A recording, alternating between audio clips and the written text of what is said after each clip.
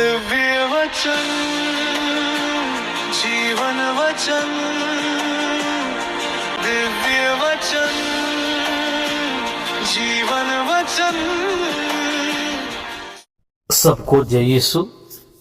आज प्रभु का वचन एक रहस्य से भरा हुआ है। बाहर से सब कुछ साधारण दिखता है, लोग अपने काम में व्यस्त हैं, धार्मिक लोग धर्म के नियम को पूरा कर रहे हैं, और उसी साधारण जीवन में एक बड़ी घटना घट रही है।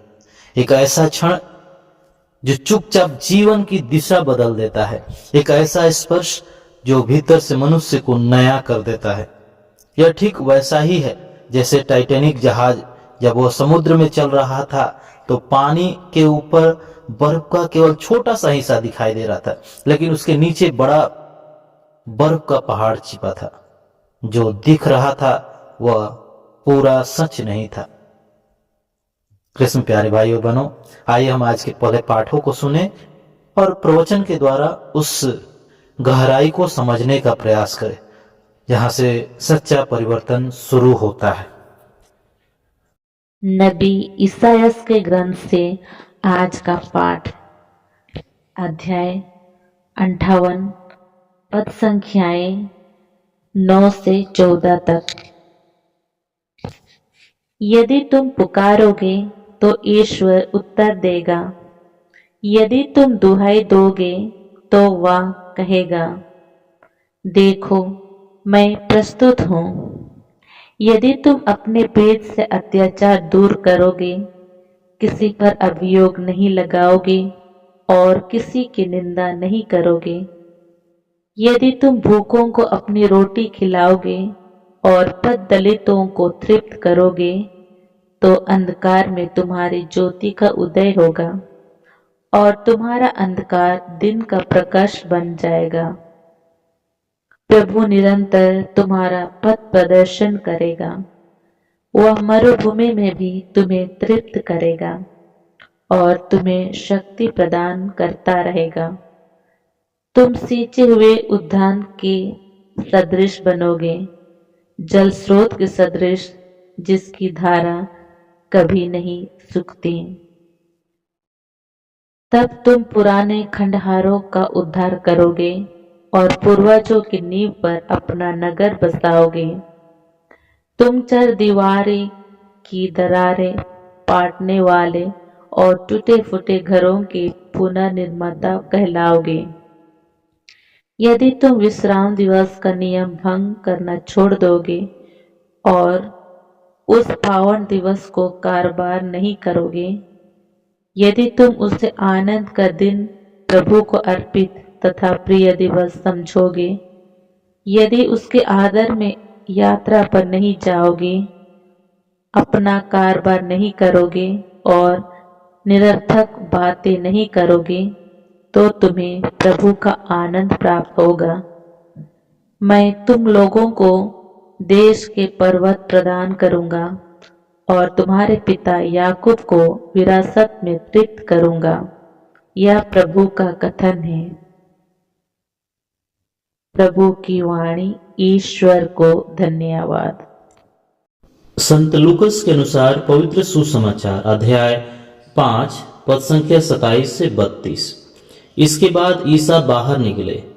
उन्होंने लेवी नामक नाकेदार को चुंगी घर में बैठा हुआ देखा और उससे कहा, मेरे पीछे चले आओ।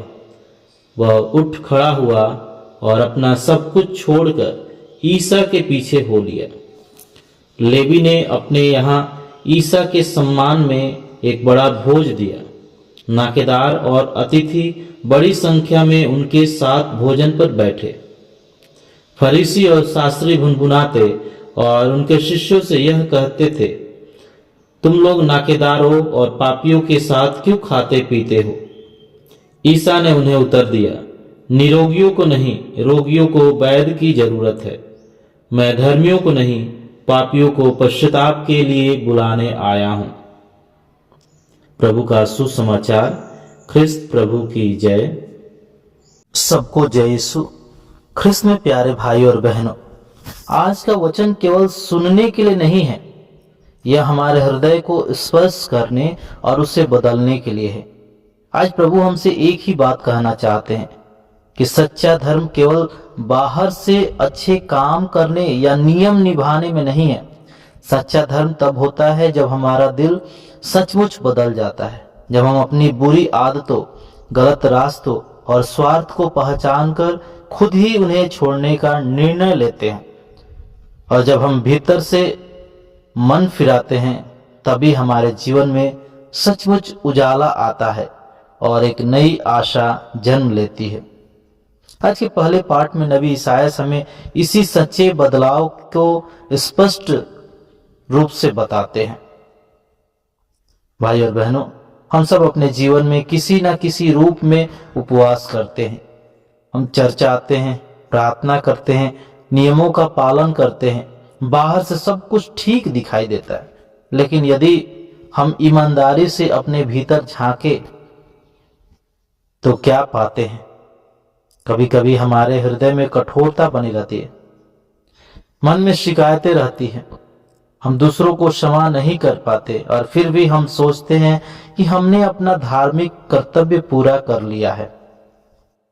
और यहीं पर प्रभु हमें रोकते हैं और बहुत ही स्पष्ट शब्दों में कहते हैं कि सच्चा उपवास यह नहीं है।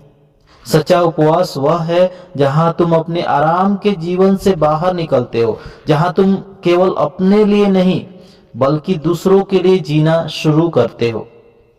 यदि तुम भूखों को अपना भोजन दोगे, यदि तुम दबे कुचलों का सहारा बनोगे, यदि तुम अपने जीवन से कठोरता और अन्याय को दूर करोगे, तब तुम्हारा प्रकाश अंधकार में चमकेगा। ख्रिस्त में प्यारे भाई और बहनों, यह प्रभु हमसे कुछ छीन नहीं रहे हैं, वे हमें एक सुंदर वादा दे रहे हैं। वे कह रहे हैं, जब तुम अपना हृदय खोलोगे तब मैं तुम्हारा जीवन भर दूंगा। जब तुम दूसरों के लिए रोटी बनोगे तब मैं तुम्हारे लिए स्रोत बन जाऊंगा। प्रभु वादा करते हैं कि दया का मार्ग चुनने वाला व्यक्ति एक सिंचित बाग के समान होगा, यानी उसका जीवन कभी सूखा नहीं रहेगा। वो बाहर से ही नहीं भीतर से भी हरा भरा रहेगा। अब प्रश्न उठता है कि यह बदलाव, यह सच्चा उपवास हमें करना कैसे है? क्या यह केवल कम खाना है? क्या यह केवल राख लगा लेना है? या यह कुछ ऐसा है जो हमारे व्यवहार, हमारे निर्णय और हमारे संबंधों में दिखाई देता है? नबी ईसायास हमें उत्तर देते हैं, सच्चा उपवास वह है जो अन्याय की जंजीरों को तोड़ता है, जो भूखों को भोजन देता है, जो दबे हुओं को स्वतंत्र करता है। यानी सच्चा उपवास पेट से नहीं हृदय से शुरू होता है। यह भीतर की कठोरता को तोड़ता है, यह मनुष्य को सच में बदल देता है। प्रिय भाई और बहनों, जो बात नबी ईसायास ने शब्दों में कही, उसे हम आज के सुसमाचार में कर्म के रूप में जीवित देखते हैं। भविष्यवाणी अब जीवन बन जाती है, वचन अब चलने लगता है। जहां ईसायास ने कहा था कि तब तुम्हारा प्रकाश अंधकार में चमकेगा, वही आज हम उस प्रकाश को एक व्यक्ति के जीवन में जलते हुए देखते हैं। संत लूकास के सुसमाचार में लेवी अपने चुंगी घर में बैठा हुआ है, उसका जीवन व्यवस्थित है, उसकी आय निश्चित है, वो आर्थिक रूप से सुरक्षित है, बाहर से सब कुछ ठीक है, लेकिन भीतर उसका जीवन स्वार्थ और पाप से भरा हुआ है। उसका हृदय उस सूखे बाग की तरह है जिसमें करुणा का कोई जल नहीं है। और तभी यीशु वहां से गुजरते हैं। वे लंबे उपदेश नहीं देते हैं, वे कोई बहस नहीं करते हैं, वे केवल एक वाक्य कहते हैं, मेरे पीछे चले आओ।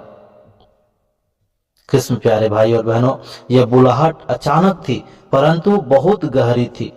लेवी ने बहाना नहीं बनाया, उसने समय नहीं मांगा, उसने यह हिसाब नहीं लगाया कि वह क्या खो देगा।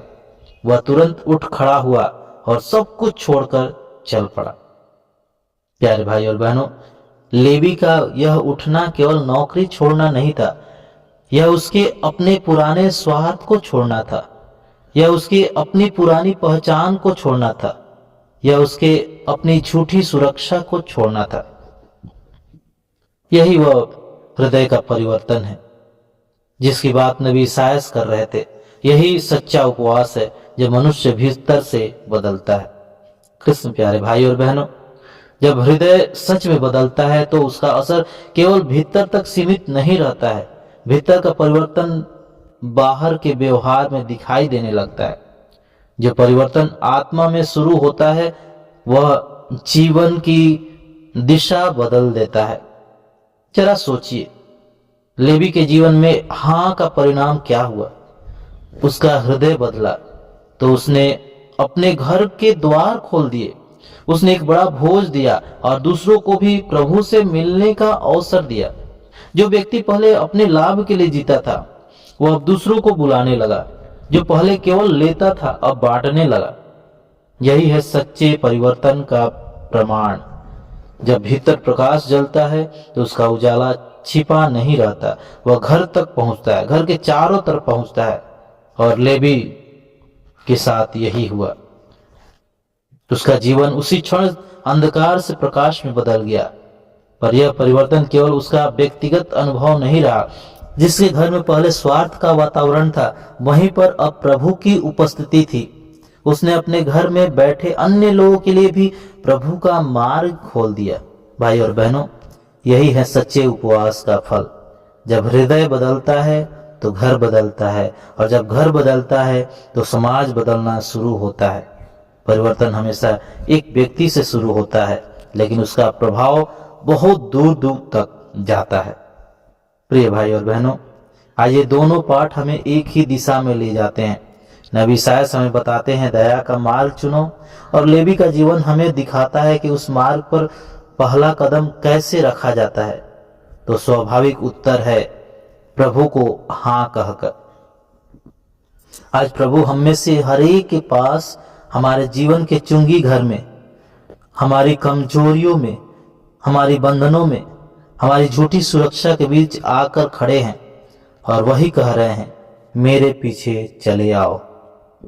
शायद हमसे नौकरी छोड़ने को नहीं कह रहे हैं, लेकिन वे निश्चित रूप से कह रहे हैं, अपने भीतर की कठोरता छोड़ो, पुराने घावों और शिकायतों को छोड़ो, स्वार्थ की उस कुर्सी से उठ खड़े हो जाओ। भाई और बहनों, बुलाहट हमेशा थोड़ा त्याग मांगती है, परंतु वह त्याग हमें खाली नहीं करता, वह हमें भर देता है। जब हम स्वार्थ छोड़ते हैं तब हमें शांति मिलती है। जब हम प्रभु की आवाज पर उठ खड़े होते हैं तब हमारा जीवन उद्देश्य से भर जाता है। इसलिए आज प्रश्न यह नहीं कि लेवी ने क्या किया, प्रश्न यह है, क्या मैं तैयार हूं? क्या मैं लेवी की तरह उठ खड़े होने के लिए तैयार हूं? यदि हम आज प्रभु को हाँ कहेंगे और दया का मार्ग चुनेंगे तो प्रभु हमारे जीवन में ऐसा प्रकाश जला देंगे जो कभी नहीं बुझेगा, और तब हमारा जीवन केवल हमारा नहीं रहेगा, वह अंधकार में चमकने वाला एक दीपक बन जाएगा। पिता, पुत्र और पवित्र आत्मा के नाम पर आमीन।